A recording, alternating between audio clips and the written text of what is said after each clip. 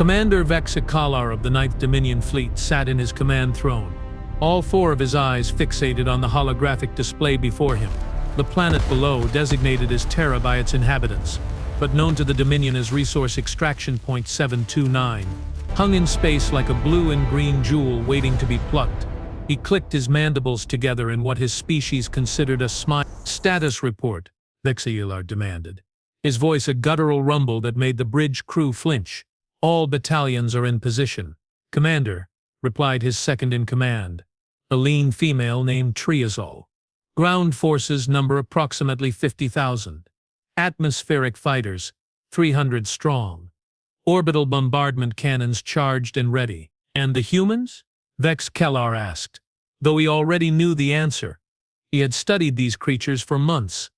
Weak, soft-bodied bipeds who spent more time arguing amongst themselves than preparing for real threats. "Scattered resistance at best, sir," Triazol reported, her voice dripping with contempt. "Their military installations are poorly coordinated. Their weapons technology is frankly embarrassing. Intelligence suggests they have not even achieved basic energy shielding for their infantry." Vex'kalar let out a deep rumbling laugh that echoed through the bridge. "Oh, how glorious this would be! Another conquest, another planet added to the Dominion's ever-growing empire. The Council of Hierarchs would praise his efficiency, perhaps even grant him governorship of this new territory." He could already taste the sweet nectar of victory. "Commence the invasion," he ordered, waving one of his six-clawed hands dismissively. "Let us show these primitives what true power looks like." The first wave of drop ships pierced Earth's atmosphere like flaming daggers. Vex'kalar watched with satisfaction as his forces descended upon the major population centers. New York, Beijing, London, Mumbai, each one would fall within hours. Or so he thought. The initial reports were, as expected, encouraging. Human forces scattered before the Dominion's might like insects before a storm. Their primitive kinetic weapons, these laughable devices called guns, barely scratched the armor plating of Dominion soldiers. Their tanks exploded like toys under plasma fire. Their aircraft tumbled from the skies, no match for fighters that could manipulate gravitational fields. "This is almost too easy," Vex'kalar muttered, though something in his gut, that ancient predatory instinct that had kept his species alive for millennia, whispered a warning he chose to ignore. The first anomaly appeared 3 hours into the invasion. A small unit of Dominion soldiers, 20 strong, went silent in what human databases called Iowa. Not destroyed, not retreating, just silent. Communications cut off mid-transmission, probably equipment failure. Triazol suggested, "These backward planets often have electromagnetic interference we do not account for." Vex'kalar nodded, though his mandibles clicked with irritation. He did not like mysteries. Then another unit went dark, then another. Each time in rural areas, each time without warning, each time without any explanation. The pattern was troubling. "Send a reconnaissance team to the last known position of Delta Squadron," Vex'kalar ordered. "I want to know what is happening down there." The reconnaissance team arrived at a small human settlement, what the locals called a farm. The buildings were primitive, constructed of wood and metal. Fields of some kind of grain stretched in every direction, swaying gently in the breeze. It looked peaceful, almost mockingly so. "Delta Squadron should be here," the reconnaissance leader, a veteran named Crossaman, reported. Their last transmission came from these coordinates, but there was no sign of them. No bodies, no wreckage, no evidence of any conflict whatsoever. Just an empty farm and the whisper of wind through the crops. "Spread out," Crossaman ordered. "Search every structure. They have to be somewhere." The soldiers fanned out, their weapons raised, their sensors sweeping for any sign of life or technology. They checked the barn, a large red structure that smelled of animals and hay. They checked the house, a 2-story dwelling with white paint peeling from its wooden walls. They checked the silos, the equipment sheds, even the old well near the property's edge. "Nothing, sir. I am finding this highly irregular," one of the soldiers reported, his voice crackling over the comm system. "There is no battle damage, no energy signatures, no residual heat from weapons discharge. It is as if Delta Squadron simply vanished." Crossaman did not like this. Not one bit. He had fought in 47 campaigns across a dozen star systems, and he had learned to trust his instincts. Right now, those instincts were screaming at him to retreat, but he was a soldier of the Dominion, and soldiers did not retreat from primitives. "Keep searching," he ordered. "Check the perimeter. Expand the search grid to 500 meters. That was when the first explosion happened. It was not the clean, efficient detonation of a plasma charge or a fusion bomb. It was crude, almost primitive. A pressure-activated mine buried beneath the soil, the kind of weapon his people had abandoned centuries ago. But crude did not mean ineffective. The soldier who triggered it was vaporized instantly, his armor no match for the concentrated blast. "Contact," Korsman shouted, bringing his rifle to bear. "All units. Defensive positions. But positions against what? There was no enemy fire, no advancing troops, no visible threat. Just fields and buildings and the gentle rustling of crops in the wind." Then another mine detonated. Then another. Reconnaissance teams scattered, trying to find cover, but every direction seemed to hide another trap. One soldier backed into a tripwire and was shredded by a hail of metal fragments. Another stepped on a pressure plate that triggered a falling log studded with nails, a weapon so primitive it was almost insulting. Almost insulting, except it was working. "Retreat," Crossman ordered. But even that was not safe. The path they had used to enter the property now bristled with newly activated traps. How? How had this happened? They had scanned the area. Their sensors had shown nothing. "The mines are non-metallic," one soldier reported, panic creeping into his voice. "Plastic casings filled with what appears to be fertilizer-based explosives. Our sensors were calibrated for energy signatures and refined metals. These devices are so primitive we did not even register them as threats." Korsman felt something he had not experienced in decades. Fear. Not fear of death. He had faced that many times. Fear of the unknown. Fear of an enemy he could not see, could not predict, could not understand. "Commander Vex'kalar," he transmitted back to the command ship. "I request immediate extraction. We are under attack by unconventional weapons. Casualties are mounting." There was a long pause before Vex'kalar responded. And when he did, his voice was cold. "You are requesting extraction because of landmines? Because of traps? Steel yourself, Crossman. You are embarrassing the Dominion." "Sir, you do not understand. This is not random. This is coordinated. Someone is hunting us." "Then find them and eliminate them," Vex'kalar roared. "You have 20 of the finest soldiers in the fleet at your disposal." "Correction, sir," Crossman replied, watching another of his team fall into a concealed pit lined with sharpened wooden stakes. "I now have 12. That got Vex'kalar's attention. "Explain," the commander demanded. "We are dealing with a highly sophisticated defensive strategy masked by primitive technology," Crossman said, his voice strained as he led his remaining soldiers toward what looked like clear ground. "Whoever set this up knew exactly how our sensors work and exploited their limitations. They are using materials and methods that predate energy-based warfare. And, sir, I believe they are still here, watching us." As if on cue, a shot rang out. Not the whine of plasma or the crack of a laser, but the sharp report of a chemical propellant weapon. A slug, a solid piece of metal traveling at supersonic speed, punched through the helmet of the soldier to Crossman's left. The armor held against energy weapons, but kinetic force. At close range, the soldier dropped like a stone. "Sniper!" someone yelled, and the remaining soldiers dove for cover. Another shot. Another soldier down. This shooter was not just accurate. They were impossibly so. Moving targets, at distance, in low-light conditions, and every shot found its mark. Crossman's sensors finally pinpointed the source. The barn's hayloft. Second story. One heat signature. "Target the barn," he ordered. "Level it." 5 soldiers opened fire simultaneously, their plasma rifles reducing the entire structure to flames and splinters within seconds. The heat signature vanished in the conflagration. "Target eliminated," one soldier reported. But Crossman knew better. Something about this felt wrong. The timing, the tactics, even the location of that heat signature. It had been too obvious, too easy to find. "Move!" he shouted.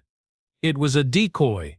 The soldiers started to run, but they had already stayed too long in one place.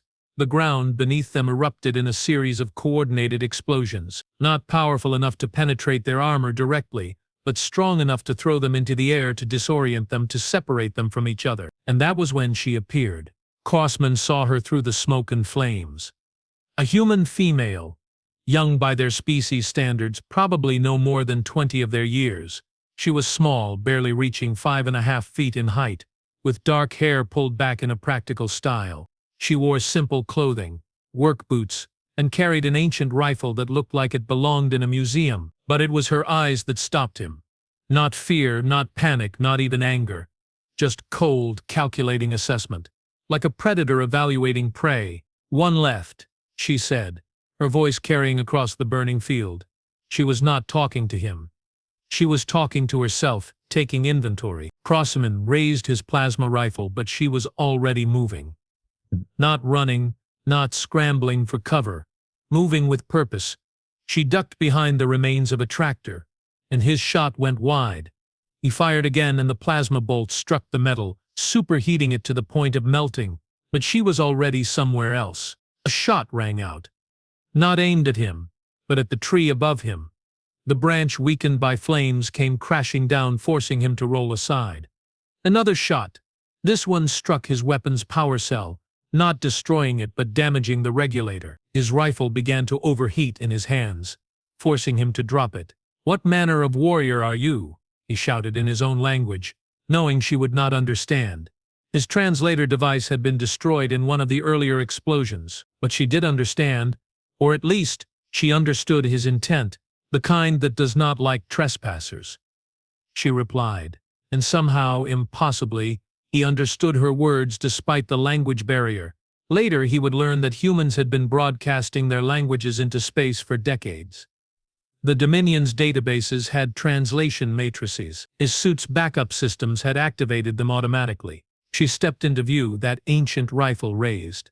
At this distance, maybe 30 meters, his armor should protect him. Kinetic weapons were ineffective against Dominion military-grade materials. Every simulation, every test, every battle report confirmed this. She fired. The bullet struck the weak point where his helmet connected to his chest plate. Not by chance, by design, by knowledge. It penetrated the seal, ricocheted off his collarbone, and lodged itself in his primary lung. Crossman fell to his knees, purple blood leaking from the wound. His vision blurred. His communicator crackled. "Crossman, report. Crossman." Vex'kalar's voice sounded distant, tinny. The girl walked toward him, her rifle still raised but not aimed. She had already won, and they both knew it. "You should leave," she said, her voice calm, almost gentle. "Tell your commander. Tell your fleet. Tell whoever sent you. Earth is not for taking. You are one human." Crossman gasped out, each word agony. "One soldier. We are 50,000. "Yeah," she said, and for the first time he saw her smile. It was not a nice smile. That is what the last guys said too. The last guys? Crossman's mind raced. Delta Squadron. They had not been killed by military forces. They had been killed by her, one human girl with primitive weapons and homemade traps. 20 trained Dominion soldiers, eliminated by a single backwater farmer. "How?" he managed to ask. "You got training?" she said, kneeling down beside him, but staying just out of reach. "Smart, cautious. You got technology. You got tactics written in books and drilled into your heads. But you know what you do not have." She paused, her eyes boring into his. "You do not have necessity. You do not know what it means to fight for your home, your family, your world when you are outgunned and outmatched. You do not know what it means to turn everything around you into a weapon because you have no other choice." She stood up, slinging her rifle over her shoulder. "My great-great-great-great-grandfather fought in a war with just a rifle and his wits," she continued. "My great-grandfather too. My grandmother learned to shoot before she learned to read. And me, I have been preparing for this my whole life. Because humans, we tell stories. We remember, We learn from every mistake, every loss, every close call. And you know what all those stories taught us? Crossman could barely hear her now. His vision was fading. Never underestimate someone protecting their home. The last thing he heard before unconsciousness took him was her footsteps, walking away calm and measured back toward her farmhouse. Like she had just finished her morning chores, Commander Vex'kalar stared at the medbay screen in disbelief. Crossman lay on the table, unconscious, barely alive. The medical team had managed to extract him just before complete system failure, but his entire reconnaissance squad was gone. 20 soldiers. The elite of the elite? Dead. One human did this, Triasolas asked, her voice barely a whisper. One? According to his suit's data recorder, yes. Vex'kalar said, his mandibles clicking with agitation. A female, barely into adulthood by their standards. No military markings, no powered armor, no energy weapons, just explosives made from agricultural chemicals and a kinetic weapon that should not have been able to penetrate Dominion armor, but it did. Yes, Vex'kalar said quietly. It did. He pulled up the tactical map.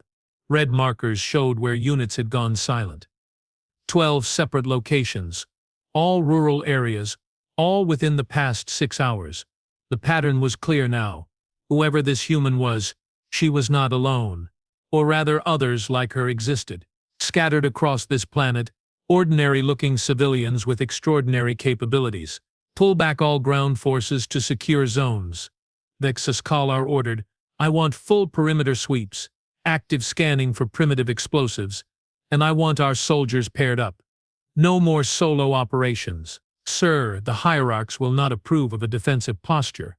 Triasola warned. We are the invaders. We are supposed to be advancing. The hierarchs are not here. Vex'kalar snapped.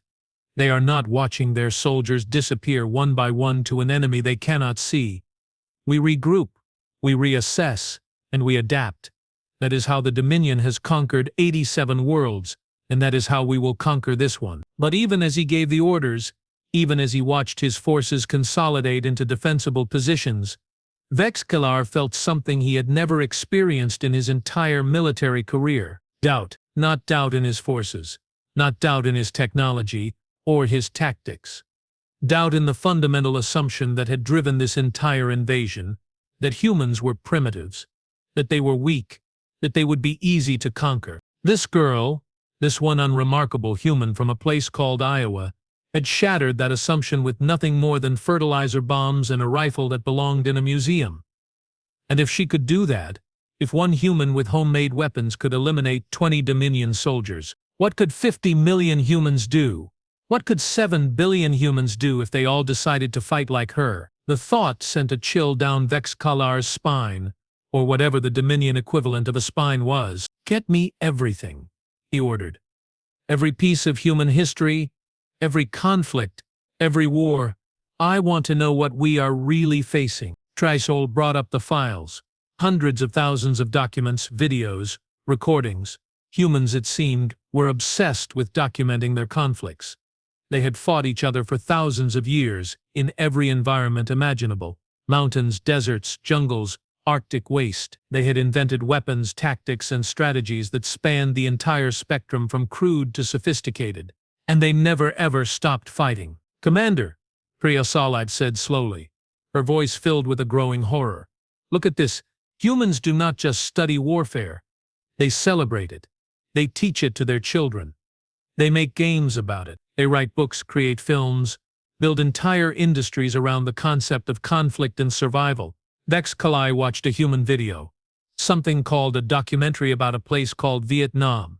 He watched as a technologically superior force, armed with aircraft and armored vehicles and unlimited resources, was systematically defeated by what the humans called guerrilla warfare.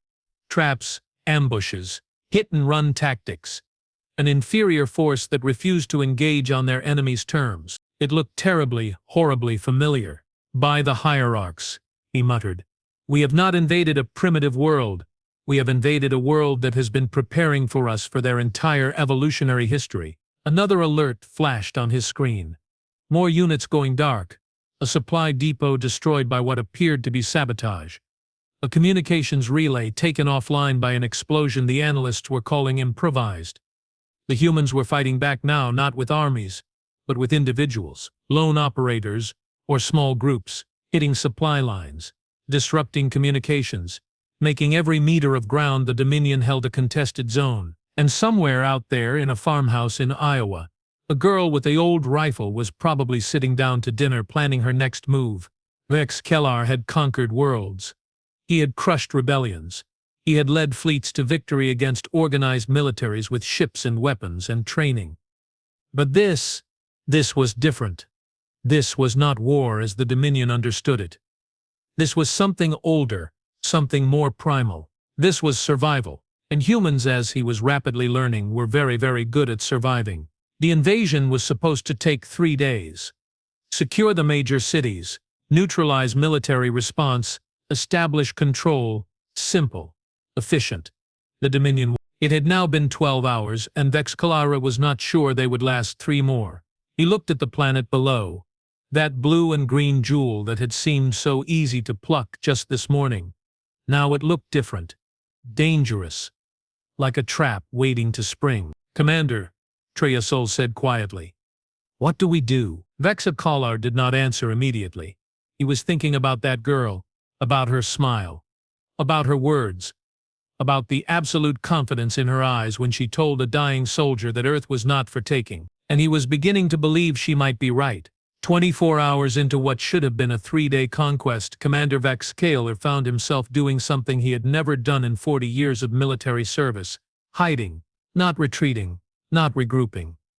Hiding. His flagship, the Sovereign Talon, hung in high orbit, shields at maximum, all sensor arrays pointed downward at the planet that was supposed to be Resource Extraction Point 729. The planet that was currently making the 9th Dominion Fleet look like a collection of incompetent hatchlings. "Give me numbers," Vex'kalar demanded, his 4 eyes scanning the tactical display with increasing frustration. Triasol consulted her datapad, her expression grim. "Ground forces down to 38,000 from the original 50,000. Not from direct combat casualties, mind you, but from what the humans call attrition. Explosives hidden in roads, snipers in buildings, poisoned water supplies. One entire battalion disappeared in a place called the Appalachian Mountains. Just vanished. We sent search teams. They found the soldiers' armor neatly stacked with a note attached." "A note?" Vex'kalar's mandibles clicked dangerously. "What did it say?" "Thanks for the donation. Leave now or the next pile will not be empty." Triasol paused. "The note was written in our language, sir. Perfect grammar. Perfect syntax. Someone down there has been studying us while we were busy underestimating them." Vex'kalar wanted to smash something, preferably his own skull, against the command console. How had this happened? How had the mighty Dominion, conquerors of 87 worlds, been reduced to cowering in orbit above a planet that had not even achieved faster-than-light travel? The answer, he knew, was embarrassingly simple. They had expected a military.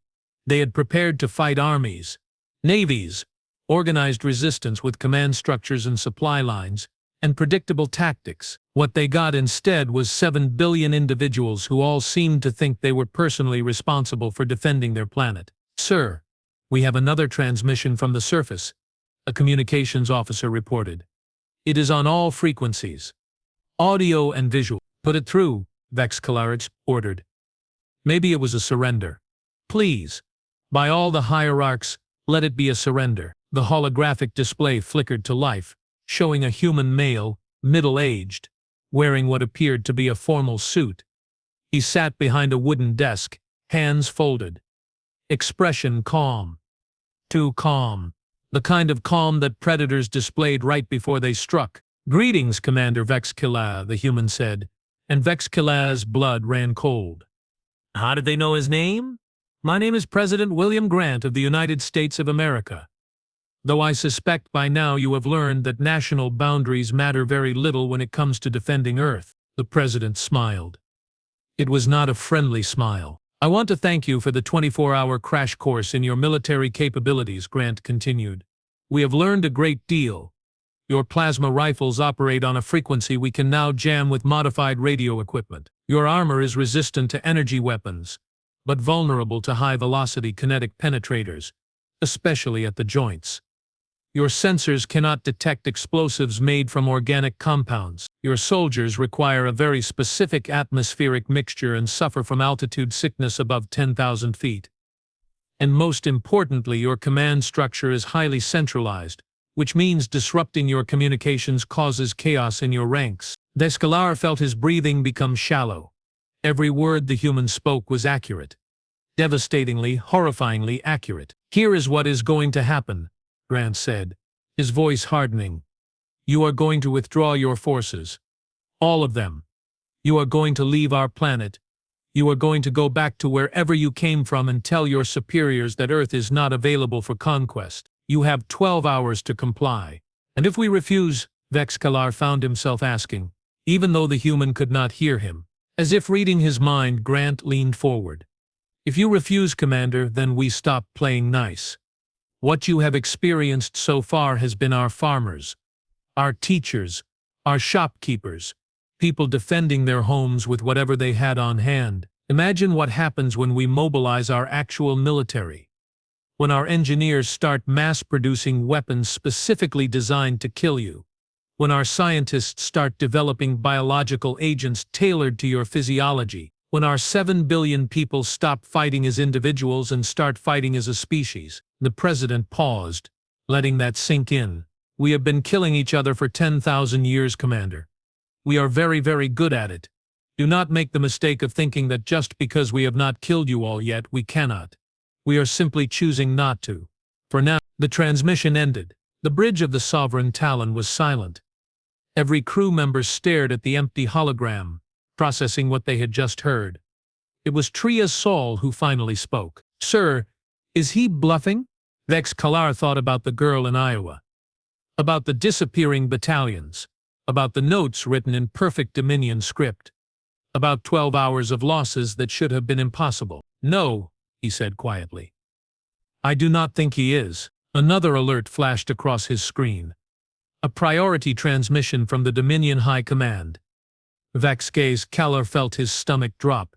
This would be the Council of Hierarchs, demanding to know why the invasion was taking longer than planned, demanding results, demanding victory. He accepted the transmission, expecting harsh words and harsher consequences. Instead, he got something worse. "Understanding." "Commander Vex'kalar," said High Hierarch Moltar, his ancient face filling the screen. "We have been monitoring the situation. We have reviewed the battle data. We have consulted the historical archives." Here it comes, Vex'kalar thought. Disgrace, demotion, execution, if he was particularly unlucky. "We are ordering immediate withdrawal," Moltar said. Vex'kalar's mandibles fell open in shock. "Hierarch? 47,000 years ago, the Dominion made first contact with a species called the Kreth," Moltar explained, his voice heavy with something that sounded almost like regret. "They were primitive, by our standards. No space travel, no energy weapons. We invaded. The war lasted 300 years and cost us 2 billion soldiers before we finally achieved victory. You know why?" The Vex'kalar shook his head, unable to speak. "Because the Krithis had one trait that superseded all their technological disadvantages. They had an absolute, unbreakable will to survive. They turned their entire society into a war machine. Every citizen became a soldier. Every resource became a weapon. They poisoned their own planets rather than let us have them. They destroyed their own cities to deny us shelter. They fought with a ferocity that bordered on insanity." The Hierarch's eyes, all 6 of them, fixed on Vex'kalar with uncomfortable intensity. "The humans remind us of the Krith," Moltar said. "And we swore after that war finally ended that we would never again engage a species with that particular combination of intelligence, adaptability, and desperate determination. Withdraw your forces, Commander. This planet is not worth another 300-year war." The transmission ended before Vex'kalar could respond. He sat in his command throne trying to process what had just happened. The Dominion was retreating. Not because they had been defeated in battle, but because they recognized a fight they could not win. Because the cost of victory would exceed any possible benefit. Because a girl with a rifle and some fertilizer bombs had shown them exactly what humanity was capable of. Reassessment, Vex'kalar said, his voice steady despite the turmoil in his mind. Begin withdrawal procedures. All ground forces are to pull back to the drop ships immediately. No exceptions. Atmospheric fighters provide cover. I want everyone off that planet in 6 hours. Yes, sir, Reassessment replied, relief evident in her voice. Should we inform the humans of our compliance? Vex'kalar thought about that. About pride and dignity and the proper way to conduct military operations. Then he thought about 20 Dominion soldiers killed by one farm girl, and pride suddenly seemed like a luxury he could not afford. Yes, he said, broadcast on all frequencies. Tell them we accept their terms. The withdrawal did not go smoothly. Of course it did not. This was Earth. Nothing about this cursed planet went smoothly. The drop ships encountered ground fire on their way to pickup zones. Not military-grade anti-aircraft weapons, but human civilians with rifles, shotguns, and in one memorable case, a homemade rocket launcher constructed from plumbing supplies. The damage was minimal, but the message was clear. Even in retreat, the Dominion was not safe. One battalion, trying to evacuate from a position near a human settlement called Austin, found themselves surrounded by thousands of humans. Not attacking, just watching, standing in a silent ring around the pickup zone. When the dropship finally arrived, the humans parted to let the soldiers through, but not before one elderly human male stepped forward. The battalion commander, a veteran named Vex'kalar, raised his weapon instinctively. The old man just smiled and held out his hand. In it was a small piece of fabric, what humans called a flag, the stars and stripes of the American nation. Take it, the old man said in halting but understandable Dominion speech. Souvenir. So you remember. So you tell your friends. This is what defeat looks like. Vex'kalar, to his credit, took the flag. What else could he do? Shoot an unarmed elder in front of thousands of witnesses. Start a massacre that would ensure none of his soldiers made it to the dropship. He took the flag, boarded the transport, and did not speak for the entire journey back to orbit. Vex'kalar heard dozens of similar stories as his forces retreated. Humans leaving care packages at pickup zones containing medical supplies and food, along with notes saying things like "for the road" and "do not come back." Humans standing on rooftops waving goodbye with exaggerated cheerfulness. Humans playing loud music from speakers, marching band compositions and rock anthems that somehow felt both mocking and celebratory. One group of soldiers reported that children, actual human younglings, had stood at a distance and held up hand-drawn pictures. The soldiers assumed they were threats or propaganda. When they recovered the pictures later, using long-range scanners, they discovered they were crayon drawings of the Dominion ships with the words "Go Home" written underneath in a dozen different languages. Even the children were mocking them. Even the children. All forces accounted for. Reassessment reported 5 hours and 43 minutes after the withdrawal order. We lost another 600 during evacuation, mostly to ambushes and booby traps. Final casualties for the invasion, 13,214 wounded, another 8,000. Equipment losses in the billions. And territorial gains? Vex'kalar asked, though he already knew the answer. Zero, sir. We hold no ground. We captured no resources. We achieved no strategic objectives. Reassessment paused. We did learn a great deal about human combat doctrine, if that counts for anything. It did not. Vex'kalar knew that when he reported to the Council, when he explained how the Ninth Dominion fleet had been repelled by a species that still used chemical combustion for transportation, the data they gathered would be small consolation. Take us out of orbit, he ordered. Set course for the nearest jump point, and activate full stealth protocols. I do not want the humans thinking we are loitering. The Sovereign Talon's engines thrummed to life, pushing the massive vessel away from Earth. Vex'kalar watched the blue planet shrink on his view screen and felt something he had not experienced in his entire military career. Relief.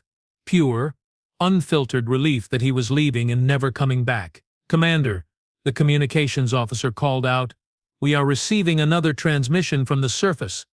Same source as before, that farmhouse in Iowa. Of course it was her. Who else would it be? Put it through, Vex'kalar said tiredly. The hologram flickered to life, and there she was. The girl. She sat on the porch of her farmhouse. that ancient rifle leaning against the wall beside her. She held a glass of something, probably the beverage humans called lemonade if the intelligence files were accurate. She looked relaxed, comfortable, like she was simply enjoying a pleasant afternoon. "Hey there, Commander," she said, somehow knowing exactly which ship to transmit to. "Heard you were leaving. Just wanted to say goodbye. No hard feelings, right?" Vex'kalar stared at her. This small, soft-bodied biped who had, more than any other single factor, demonstrated why Earth was unconquerable, who had killed 20 of his best soldiers with tools she probably learned to make in childhood, who sat there drinking lemonade like she had just finished weeding her garden instead of repelling an alien invasion. "What is your name?" he found himself asking, even though there was no tactical value in knowing, even though it changed nothing. "Cat," she replied, taking a sip of her drink. "Cat Miller. Figured you might want to know. You know, for your reports. For when you tell the others." "Tell them what?" "That you met a human," Cat said simply. "That you learned what we are, what we can do when you threaten our home." She leaned forward slightly, her expression becoming more serious. "And, Commander, tell them this. Tell them Earth is off limits. Tell them we will be ready if anyone else tries. Tell them we have had enough. Tell them we are done being surprised by hostile aliens. Tell them the next fleet that comes here will not get a 12-hour warning. We will just start shooting." She leaned back, her easy smile returning. "But hey, you did not know, you learned. That is what matters. Safe travels, Commander. Try not to invade any more inhabited worlds. It is rude." The transmission ended. Vex'kalar sat in silence for a long moment. Then, despite everything, despite the losses and the humiliation and the absolute disaster this invasion had become, he started to laugh. It was not a happy laugh. It was the laugh of someone who had just realized how close they had come to complete annihilation. "Sir?" Tria Sol asked nervously. "That human, that girl," she said. "We did not know," Vex'kalar managed between laughs.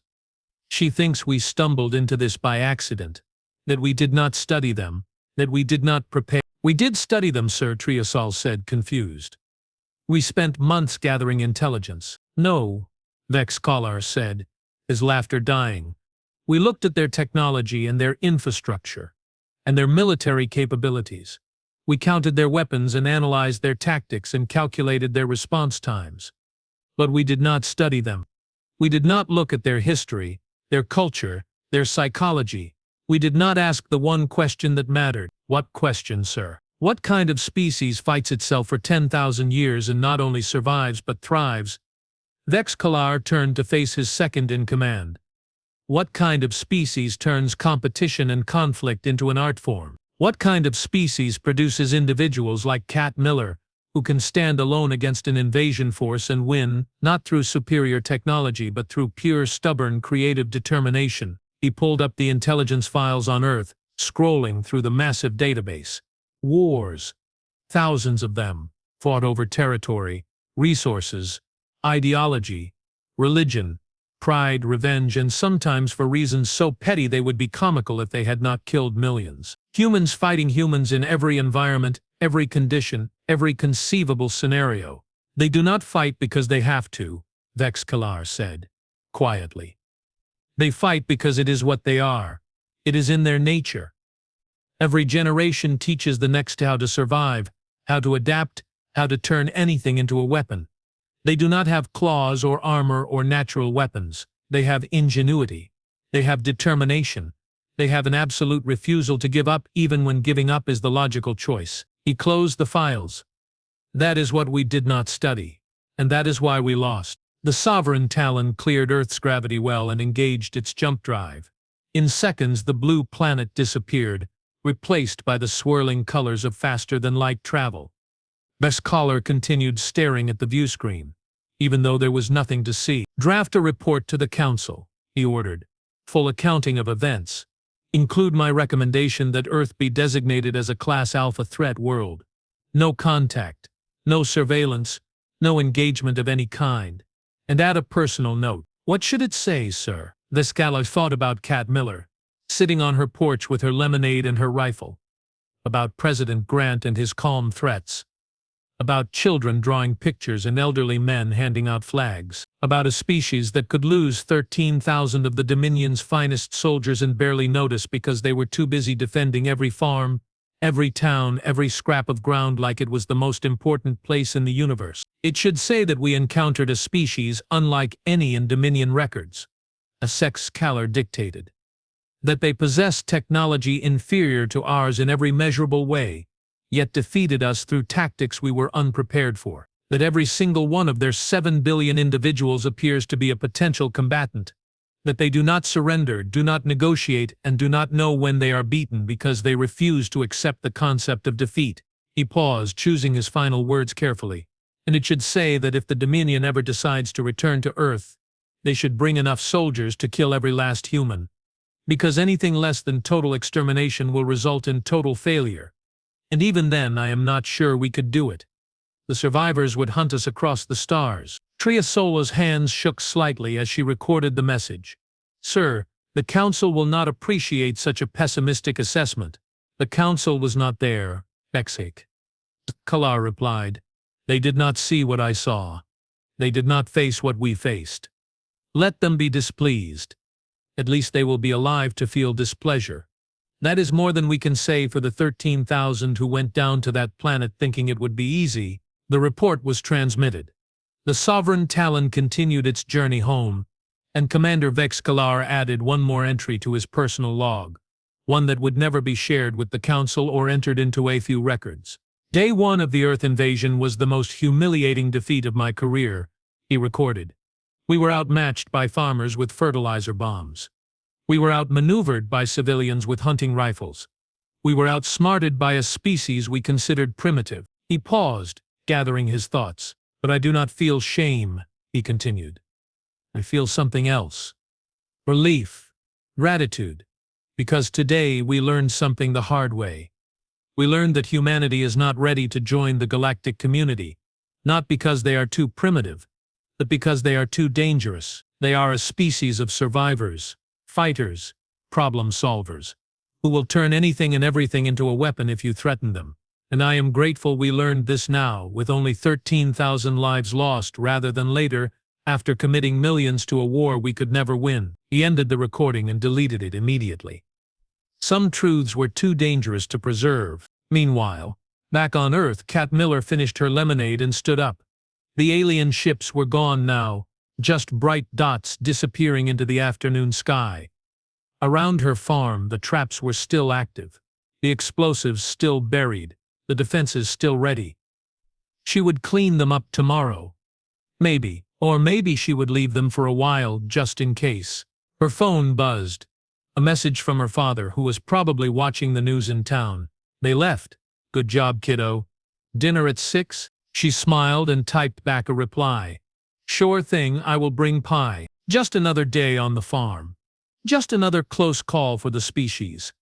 Just another reminder that Earth, for all its problems, for all its conflicts and divisions, in countless imperfections, was home. And humans did not give up their home without a fight. Not to aliens. Not to anyone. Kat picked up her rifle, checked the safety out of habit, and walked back into her house. The screen door creaked as it closed behind her. In the distance, her neighbor's dog barked. A tractor rumbled past on the road. Life continued, as it always did, as it always would, and somewhere in deep space, Commander Vex'kalar tried very hard not to think about the girl with the rifle and the easy smile who had shown him exactly why humanity would never be conquered.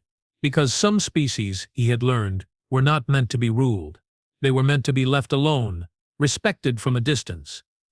Remembered as a cautionary tale about the dangers of underestimating your opponent. Earth had joined a very short list that day. A list of worlds the Dominion avoided. Not out of fear exactly, but out of hard-learned wisdom. Out of the understanding that some victories cost more than they are worth. Out of the knowledge that sometimes, the smart move is to retreat while you still can.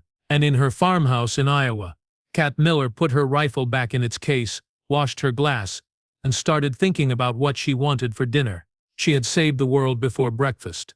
Now she was wondering if they had enough flour for biscuits.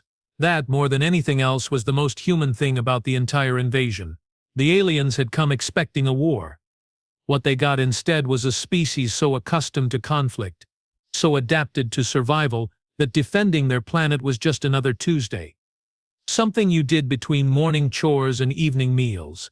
Something unremarkable, routine, expected. The Dominion would tell stories about Earth for generations. About the planet that could not be conquered. About the species that fought like demons and celebrated like they had simply finished yard work. And those stories would do what stories always did. They would warn others. They would teach lessons. They would ensure that humanity, tucked away in their little corner of the galaxy, would be left alone to work out their own destiny, because nobody wanted to pick a fight with 7 billion Cat Millers. Nobody was that stupid. Well, the Dominion had been once, but they learned, and they would never forget.